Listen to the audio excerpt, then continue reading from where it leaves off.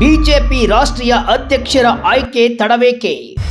ಪಕ್ಷದಲ್ಲಿ ಹಿಡಿತ ಸಾಧಿಸಲು ಮತ್ತೆ ಎದ್ದು ಬಂದ ಆರ್ಎಸ್ಎಸ್. ಮೋದಿ ಅಮಿತ್ ಶಾ ಜೋಡಿ ವೀಕ್ ಆಗ್ತಿದೆಯಾ?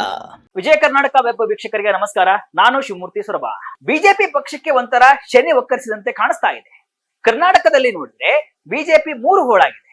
ಆಂತರಿಕ ಕಚ್ಚಾಟ ಹೆಚ್ಚಾಗಿ ರಾಜ್ಯದಲ್ಲಿ ಸೊರಗಿ ನಿಂತಿದೆ. ಇತ್ತ ರಾಷ್ಟ್ರ ರಾಜಕಾರಣದಲ್ಲೂ ಅದೇ ಹಣೆ ಬರಹ. ಯಾಕೆ ಈ ಮಾತು ಹೇಳ್ತಾ ಇದ್ದೇನೆ ಅಂತ ಅಂದ್ರೆ, ಇನ್ನೂ ಕೂಡ ರಾಷ್ಟ್ರೀಯ ಅಧ್ಯಕ್ಷರನ್ನ ಆಯ್ಕೆ ಮಾಡಿಲ್ಲ. ಇದರ ಜೊತೆಗೆ ಕರ್ನಾಟಕ ಸೇರಿದಂತೆ ಹಲವು ರಾಜ್ಯಗಳಲ್ಲೂ ಕೂಡ ಅಧ್ಯಕ್ಷರನ್ನ ಆಯ್ಕೆ ಮಾಡಿಲ್ಲ. ಶಿಸ್ತಿನ ಪಕ್ಷದಲ್ಲಿ ಹೀಗೆ ಆಗ್ತಿರೋದು ಯಾಕೆ ಎಂಬ ಅನುಮಾನ ಎಲ್ಲರಲ್ಲೂ ಕಾಡ್ತಾ ಇದೆ. ಒಂದು ಕಾಲದಲ್ಲಿ ಯಾವುದಾದರೂ ನಿರ್ಧಾರವನ್ನ ತೆಗೆದುಕೊಳ್ಬೇಕು ಅಂತ ಅಂದ್ರೆ ಆನ್ ದ ಸ್ಪಾಟ್ ಎಲ್ಲವೂ ಮುಗಿದು ಹೋಗ್ತಾ ಇತ್ತು. ಪ್ರಧಾನಿ ಮೋದಿ ಹಾಗೂ ಅಮಿತ್ ಶಾ ಜೋಡಿ ಹಾಗಿತ್ತು. ಆದ್ರೆ ಈಗ ಎಲ್ಲವೂ ಬದಲಾಗಿದೆ. ಕಳೆದ 1 ವರ್ಷದಿಂದ ರಾಷ್ಟ್ರೀಯ ಅಧ್ಯಕ್ಷರನ್ನ ಆಯ್ಕೆ ಮಾಡಲು ಹೆಣಗಾಡ್ತಾ ಇದೆ. ಇದಕ್ಕೆ ಕಾರಣವು ರಿವೀಲ್ ಆಗಿದೆ.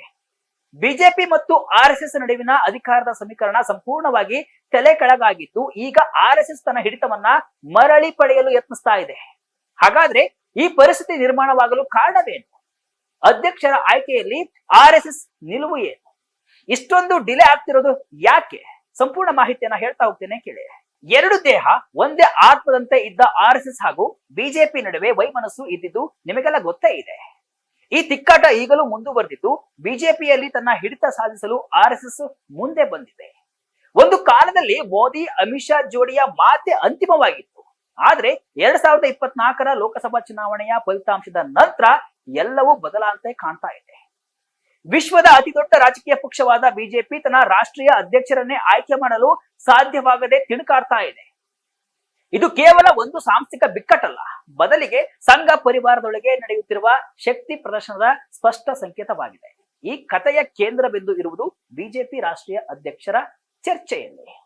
ಹೌದು, ಜೆಪಿ ನಡ್ಡಾ ಅವರು ಜನವರಿ 2020ರಲ್ಲಿ 3 ವರ್ಷಗಳ ಅವಧಿಗೆ ಅಧ್ಯಕ್ಷರಾಗಿ ನೇಮಕಗೊಂಡರು. ಅವರ ಅಧಿಕಾರಾವಧಿ ಜನವರಿ 2023ಕ್ಕೆ ಕೊನೆಗೊಂಡಿತ್ತು.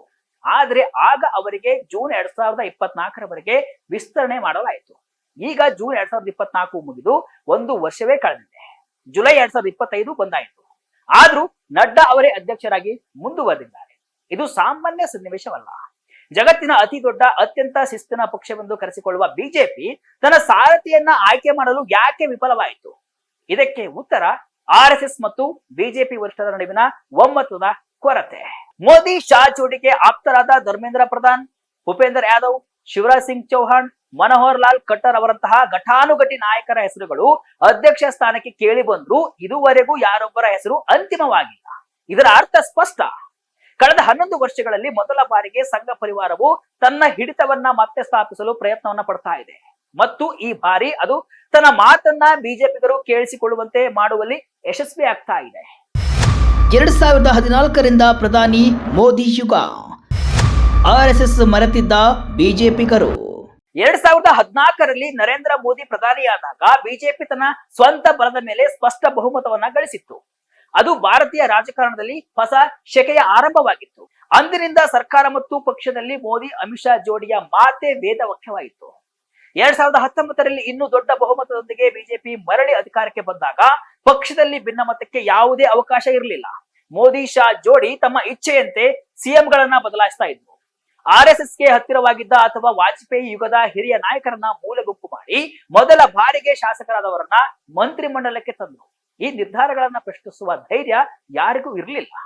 2014 ಹಾಗೂ 24ರ ಅವಧಿಯಲ್ಲಿ ಆರ್ಎಸ್ಎಸ್ ನ ಪಾತ್ರ ಎಷ್ಟು ಕುಗ್ಗಿತ್ತು ಎಂಬುದಕ್ಕೆ ಒಂದು ಸ್ಪಷ್ಟ ಉದಾಹರಣೆ ಇದೆ.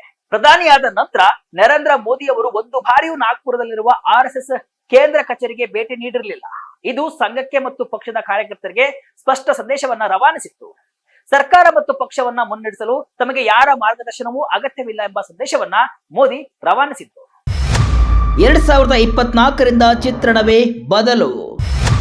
ಮತ್ತೆ ನುಗ್ಗಿ ಬಂದ ಆರ್ಎಸ್ಎಸ್. ಮೇ 2024ರಲ್ಲಿ ಲೋಕಸಭಾ ಚುನಾವಣೆಗೆ ಕೆಲವೇ ದಿನಗಳ ಮೊದಲು ಜೆಪಿ ನಡ್ಡಾ ಅವರು ನೀಡಿದ ಒಂದು ಹೇಳಿಕೆ. ಒಂದು ಕಾಲದಲ್ಲಿ ನಾವು ದುರ್ಬಲರಾಗಿದ್ದಾಗ ನಮಗೆ ಆರ್ಎಸ್ಎಸ್ ನ ಅವಶ್ಯಕತೆ ಇತ್ತು. ಇಂದು ನಾವು ಬೆಳೆದಿದ್ದೇವೆ, ಸಮರ್ಥರಾಗಿದ್ದೇವೆ. ಬಿಜೆಪಿ ಈಗ ತನ್ನ ವ್ಯವಹಾರಗಳನ್ನ ತಾನೇ ನಿಭಾಯಿಸಬಲ್ಲದು. ಆರ್ಎಸ್ಎಸ್ ಒಂದು ಸಾಂಸ್ಕೃತಿಕ ಮತ್ತು ಸಾಮಾಜಿಕ ಸಂಘಟನೆ. ನಾವು ನಮ್ಮ ರಾಜಕೀಯ ಕಾರ್ಯಗಳನ್ನ ನಿರ್ವಹಿಸುತ್ತೇವೆ ಅಂತ ನಡ್ಡಾ ಹೇಳಿದ್ರು. ಈ ಹೇಳಿಕೆ ಸಂಘ ಪರಿವಾರದೊಳಗೆ ತೀವ್ರ ಅಸಮಾಧಾನಕ್ಕೆ ಕಾರಣವಾಗಿತ್ತು. ಆದ್ರೆ 2024ರ ಲೋಕಸಭಾ ಚುನಾವಣೆಯ ಫಲಿತಾಂಶವು ಎಲ್ಲಾ ಲೆಕ್ಕಾಚಾರಗಳನ್ನ ತಲೆ ಕೆಳಗು ಮಾಡಿತು. ಬಿಜೆಪಿಯ ಚುನಾವಣಾ ಗೆಲುವಿನ ನಾಗಲೋಟಕ್ಕೆ ದೊಡ್ಡ ಪೆಟ್ಟು ಬಿದ್ದಿತ್ತು. 2014ರಲ್ಲಿ 303 ಸ್ಥಾನಗಳನ್ನ ಗೆದ್ದಿದ್ದ ಪಕ್ಷ 2024ರಲ್ಲಿ 240 ಸ್ಥಾನಗಳಿಗೆ ಕುಸಿಯಿತು. ಸರ್ಕಾರ ರಚಿಸಲು ಮಿತ್ರ ಪಕ್ಷಗಳ ಮೇಲೆ ಅವಲಂಬಿತವಾಗಬೇಕಾದ ಅನಿವಾರ್ಯತೆ ಸೃಷ್ಟಿಯಾಯಿತು. ಇದೇ ಸಮಯಕ್ಕೆ ಕಾದಿದ್ದ RSS ತಕ್ಷಣವೇ ತನ್ನ ಅಸ್ತ್ರವನ್ನ ಪ್ರಯೋಗಿಸಿತು. ಫಲಿತಾಂಶ ಬಂದ ಕೆಲವೇ ದಿನಗಳಲ್ಲಿ RSS ಮುಖ್ಯಸ್ಥ ಮೋಹನ್ ಭಾಗವತ್ ಅವರು ನೀಡಿದ ಹೇಳಿಕೆ ನೇರವಾಗಿ ಪ್ರಧಾನಿ ಮೋದಿ ಅವರನ್ನ ಗುರಿಯಾಗಿಸಿಕೊಂಡಿತ್ತು. ನಿಜವಾದ ಸೇವಕನಿಗೆ ಅಹಂಕಾರವಿರುವುದಿಲ್ಲ. ಅವನು ಜನಸೇವೆ ಮಾಡುವಾಗ ಘನತೆಯನ್ನ ಕಾಪಾಡಿಕೊಳ್ತಾನೆ. ನಾನು ಇದನ್ನ ಮಾಡಿದೆ ಅಂತ ಹೇಳಿಕೊಳ್ಳುವುದಿಲ್ಲ ಅಂತ ಭಾಗವತ್ ಚಾಟಿಯನ್ನ ಬೀಸಿತು. 2024ರ ನಂತರ ಮೋದಿ ಶಾ ಜೋಡಿ ಅನುಭವಿಸಿದ ಅತಿ ದೊಡ್ಡ ಚುನಾವಣಾ ಹಿನ್ನಡೆಯ ಸಂದರ್ಭದಲ್ಲಿ ಭಾಗವತ್ ಅವರ ಈ ಮಾತುಗಳು ಬಂದಿದ್ವು. ಇದು ಕೇವಲ ಕಾಕತಾಳೀಯವಾಗಿರಲಿಲ್ಲ, ಬದಲಿಗೆ ಉದ್ದೇಶಪೂರ್ವಕವಾಗಿ ಇತ್ತು. ಸಂಘವು ಪಕ್ಷದ ಮೇಲಿನ ತನ್ನ ಕಳೆದು ಹೋದ ಅಧಿಕಾರವನ್ನ ಮರಳಿ ಪಡೆಯಲು ಸಿದ್ಧವಾಗಿದೆ ಎಂಬ ಸ್ಪಷ್ಟ ಸಂದೇಶವಾಗಿತ್ತು. ಇದು ಇಷ್ಟಕ್ಕೆ ನಿಲ್ಲಿಲ್ಲ. RSS ಮುಖ್ಯವಾಣಿ ಆರ್ಗನೈಸರ್ ನಲ್ಲಿ ಪ್ರಕಟವಾದ ಲೇಖನವೊಂದು ಈ ಫಲಿತಾಂಶವು ಅತಿಯಾದ ಆತ್ಮವಿಶ್ವಾಸದಲ್ಲಿದ್ದ ಬಿಜೆಪಿ ಕಾರ್ಯಕರ್ತರಿಗೆ ಮತ್ತು ನಾಯಕರಿಗೆ ಒಂದು ರಿಯಾಲಿಟಿ ಚೆಕ್ ಅಂತ ಬಣ್ಣಿಸಿತ್ತು. ಚುನಾವಣಾ ಕಾರ್ಯದಲ್ಲಿ RSS ಸಹಕಾರವನ್ನ ಕೋರಿ ಬಿಜೆಪಿ ನಾಯಕರು RSS ಸ್ವಯಂ ಸೇವಕರನ್ನ ಸಂಪರ್ಕವನ್ನ ಮಾಡಲಿಲ್ಲ ಅಂತ ಈ ಲೇಖನವು ನೇರವಾಗಿ ಆರೋಪಿಸಿತು. ಅಧ್ಯಕ್ಷರ ಆಯ್ಕೆಯನ್ನ ತಡೆ ಹಿಡಿದಿದೆಯಾ RSS? ಚುನಾವಣೆಯ ನಂತರದ 1 ವರ್ಷದಲ್ಲಿ ಈ ಅಧಿಕಾರ ಸಂಘರ್ಷ ಇನ್ನಷ್ಟು ತೀವ್ರಗೊಂಡಿದೆ. ಬಿಜೆಪಿ ರಾಷ್ಟ್ರೀಯ ಅಧ್ಯಕ್ಷರ ಆಯ್ಕೆಯ ಕಗ್ಗಂಟು ಮುಂದುವರೆದಿದೆ. ಮೂಲಗಳ ಪ್ರಕಾರ ಮೋದಿ ಮತ್ತು ಶಾ ಅವರು ತಮ್ಮ ನಿಷ್ಠಾವಂತರೊಬ್ಬರನ್ನ ಅಧ್ಯಕ್ಷರನ್ನಾಗಿ ಮಾಡಲು ಬಯಸ್ತಾ ಇದ್ದಾರೆ. ಆದ್ರೆ RSS ಸ್ವತಂತ್ರವಾಗಿ ಕಾರ್ಯನಿರ್ವಹಿಸಬಲ್ಲ, ಸಂಘಟನೆಯಲ್ಲಿ ಆಳವಾದ ಬೇರುಗಳನ್ನ ಹೊಂದಿರುವ ನಾಯಕನಿಗೆ ಮಣೆ ಹಾಕಬೇಕಂತ ಪಟ್ಟು ಹಿಡಿದಿದೆ. ಈ ಬಿಕ್ಕಟ್ಟು ಮುಂದುವರೆದಿರುವಾಗಲೇ RSS ತನ್ನ ಒತ್ತಡವನ್ನ ಹೆಚ್ಚಿಸುತ್ತಲೇ ಇದೆ. ಇತ್ತೀಚೆಗೆ ಮೋಹನ್ ಭಾಗವತ್ ಅವರು 75 ವರ್ಷ ವಯಸ್ಸಾದಾಗ ಸಾರ್ವಜನಿಕ ಜೀವನದಿಂದ ನಿವೃತ್ತಿ ಹೊಂದುವ ಬಗ್ಗೆ ಮಾತನಾಡಿದ್ರು. ಇದು ರಾಜಕೀಯ ವಲಯದಲ್ಲಿ ಹೊಸ ಚರ್ಚೆಯನ್ನ ಹುಟ್ಟುಹಾಕಿತ್ತು.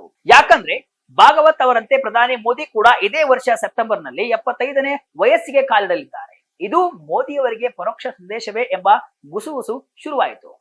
ಮಾರ್ಚ್ ತಿಂಗಳಿನಲ್ಲಿ ಪ್ರಧಾನಿಯಾದ ನಂತರ ಮೊದಲ ಬಾರಿಗೆ ಮೋದಿ ಅವರು ನಾಗ್ಪುರದ RSS ಕೇಂದ್ರ ಕಚೇರಿಗೆ ಭೇಟಿ ನೀಡಿದರು. 1 ದಶಕದ ನಿರ್ಲಕ್ಷ್ಯದ ನಂತರ ನಡೆದ ಈ ಭೇಟಿ ಬದಲಾದ ರಾಜಕೀಯ ಪರಿಸ್ಥಿತಿಯಲ್ಲಿ ಸಂಘದ ಹೆಚ್ಚುತ್ತಿರುವ ಪ್ರಾಮುಖ್ಯತೆಯನ್ನ ಪ್ರತಿಬಿಂಬಿಸಿತು. ಇದಿಷ್ಟೇ ಅಲ್ಲ, ಭಾಗವತ್ ಅವರ ನಿವೃತ್ತಿ ವಯಸ್ಸಿನ ಹೇಳಿಕೆಗೆ ಬಿಜೆಪಿಯಿಂದ ತಕ್ಷಣದ ಮತ್ತು ಆತಂಕಕಾರಿ ಪ್ರತಿಕ್ರಿಯೆಗಳು ಹೊರಬಂದವು.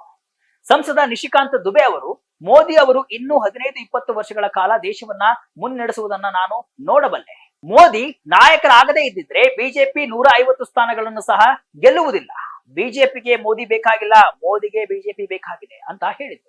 ದುಬೆಯಂತರ ನಾಯಕರ ಈ ಪ್ರಕ್ರಿಯೆಗಳು ಭಾಗವತ್ ಅವರ ಮಾತುಗಳು ಪಕ್ಷದೊಳಗೆ ಎಂತಹ ಸಂಚಲನವನ್ನ ಸೃಷ್ಟಿಸಿವೆ ಎಂಬುದನ್ನ ಸೂಚಿಸುತ್ತೆ. ಇಷ್ಟೇ ಅಲ್ಲ, ಇತ್ತೀಚಿನ ಸಾಂಸ್ಥಿಕ ಬದಲಾವಣೆಗಳಲ್ಲೂ ಕೂಡ RSS ನ ಕೈ ಮೇಲಾಗಿದೆ. ಜೂನ್ ಜುಲೈ ತಿಂಗಳಲ್ಲಿ ವಿವಿಧ ರಾಜ್ಯಗಳಿಗೆ ನೇಮಕಗೊಂಡ ಹೆಚ್ಚಿನ ಬಿಜೆಪಿ ಅಧ್ಯಕ್ಷರು ಆಯಾ ರಾಜ್ಯ ಘಟಕಗಳ ಪ್ರಮುಖ ನಾಯಕರಲ್ಲ, ಬದಲಿಗೆ ಅವರು RSS ನೊಂದಿಗೆ ತಮ್ಮ ನಿಕಟ ಸಂಬಂಧಕ್ಕೆ ಹೆಸರುವಾಸಿಯಾದವರು. ಇದು ಪಕ್ಷದ ಸಂಘಟನೆಯ ಮೇಲೆ ಸಂಘವು ತನ್ನ ಹಿಡಿತವನ್ನ ಹೇಗೆ ಬಲಪಡಿಸ್ತಾ ಇದೆ ಎಂಬುದಕ್ಕೆ ಸ್ಪಷ್ಟ ಪುರಾವೆಯಾಗಿದೆ. ಸದ್ಯದ ಪರಿಸ್ಥಿತಿಯಲ್ಲಿ ಮೋದಿ ಶಾ ಜೋಡಿ ಸೂಚಿಸಿದ ಅಭ್ಯರ್ಥಿಗಳಿಗೆ RSS ಇನ್ನೂ ಹಸಿರು ನಿಶಾನೆಯನ್ನ ನೀಡಿಲ್ಲ. ಇದರಿಂದಾಗಿ ರಾಷ್ಟ್ರೀಯ ಅಧ್ಯಕ್ಷರ ಆಯ್ಕೆಯ ಬಿಕ್ಕಟ್ಟು ಮುಂದುವರೆದು ಪಕ್ಷಕ್ಕೆ ಮುಜುಗರವನ್ನ ಉಂಟು ಮಾಡ್ತಾ ಇದೆ. ಜುಲೈ 21ರಿಂದ ಆರಂಭವಾಗುವ ಸಂಸತ್ತಿನ ಮುಂಗಾರು ಅಧಿವೇಶನ ಮುಗಿಯುವವರೆಗೂ ಪಕ್ಷಕ್ಕೆ ಹೊಸ ಅಧ್ಯಕ್ಷರು ಸಿಗುವ ಸಾಧ್ಯತೆ ಕಡಿಮೆ ಇದೆ. ಆಗಸ್ಟ್ 15ರ ಬಳಿಕ ಹೊಸ ಬಿಜೆಪಿ ರಾಷ್ಟ್ರೀಯ ಅಧ್ಯಕ್ಷರ ಆಯ್ಕೆಯಾಗಬಹುದು ಅಂತ ಮೂಲಗಳು ಹೇಳ್ತಾ ಇವೆ.